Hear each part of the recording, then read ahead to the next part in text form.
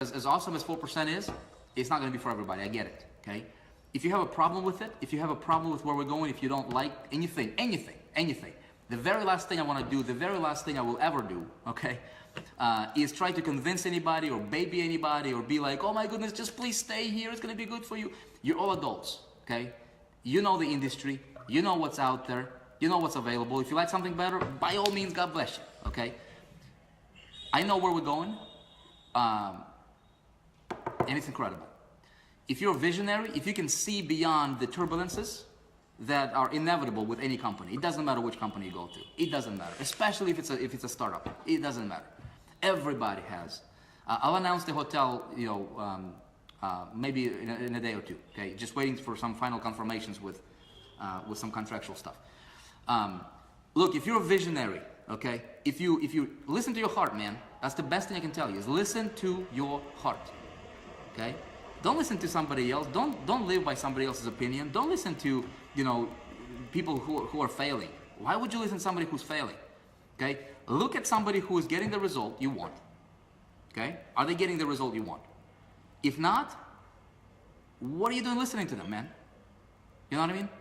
It's like I go to somebody who's been married for 15 times and asking for a marriage advice. Crazy, stupid, doesn't make sense. Is that politically correct? No, but it's the truth. You know what I mean? If somebody's failing in business and they're telling you what you should or should not be doing, listening to them is crazy. It doesn't make sense. Okay? Don't take advice from anybody who is more messed up than you are in an area that they're giving you advice in. Make sense? I'm not saying that, if somebody's failing in business that they might not, give you good advice in some other areas. There might be people that are, terrible at business, but they might be awesome at relationships or whatever, right? So be smart, okay? Don't just, don't ever listen to anybody who is messed up in a particular area and they're trying to teach you how to improve in the area that they're messed up in. And unfortunately, that's the reality for a lot of people, okay? So it's as simple as that. Hear out what we've got, okay? Take a look at what we've got. Read between the lines, listen to your heart, okay? Pay attention to the intention, okay? And see if it's gonna be something that you wanna be a part of. If yes, lock in, okay? Lock in, get yourself to the conference, make it work no matter what. Don't let anything distract you. Don't let I don't have the money. If you don't have the money, you need to be there, okay? You need to be there more than somebody who's got the money. Miles is going to be there. All the top producers will be there. It's easy for them because they got the money. You know why they're top producers? You know why Justin Varentia is a top producer? Because he went to conferences when he was broke. He lived, he ate, potato chips, because he did not have the money to buy a Big Mac at the conference. Early on. That's why he is here. You know why people, a lot of people say, well, it's easy to tell, for you to say this kind of stuff, Vic, because you're successful. Okay?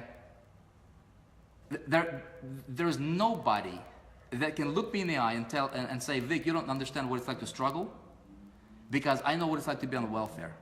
I know what it's like to have your hand out and not have the money. But also what I know? I also know what it's like to not give up on your dream, right? And doing whatever, literally, I kid you not, literally whatever it takes. Doing things that are irrational, doing things that are, that may come across seemingly as just like unreasonable to other normal human beings, typical human beings, right? Like risking when you have no idea whether something's gonna work out or not. It's just like closing your eyes, dude, and just taking a leap of faith and taking that step. It's just like jumping out of the airplane, and making your parachute, putting together your parachute as you're flying down. It's irrational. It's crazy. Okay, it doesn't make sense to a lot of people. It's not safe. But at the end of the day, isn't that what entrepreneurship is all about? Isn't that what makes real entrepreneurs real entrepreneurs? You take a look at anybody. Elon Musk, one of the biggest entrepreneurs that ever lived, right? was this close to bankruptcy many times. In fact, how many entrepreneurs do you know that went through bankruptcies? How many, speaking of Elon Musk, right? This dude made millions and took risks that were so big that he had to borrow the money to pay for rent. But he invested in his businesses, and look at him today. Yeah? Anybody.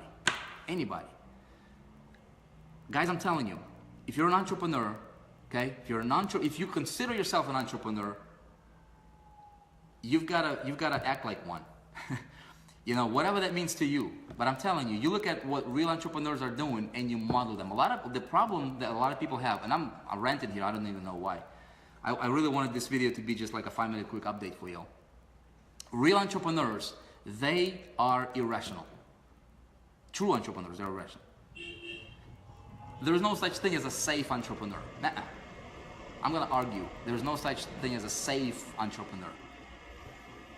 What is safe? Is job safe? That's probably the least safe place that you can be. Okay? If you want to create your own economy, baby, you've got to step out. You've got to do things that you got to go into the sites that you haven't seen. You've got to take the leap of faith. You've got to take the steps you have never taken for you to achieve what you have never achieved. Simple as that. I'm telling you, get yourself to the conference.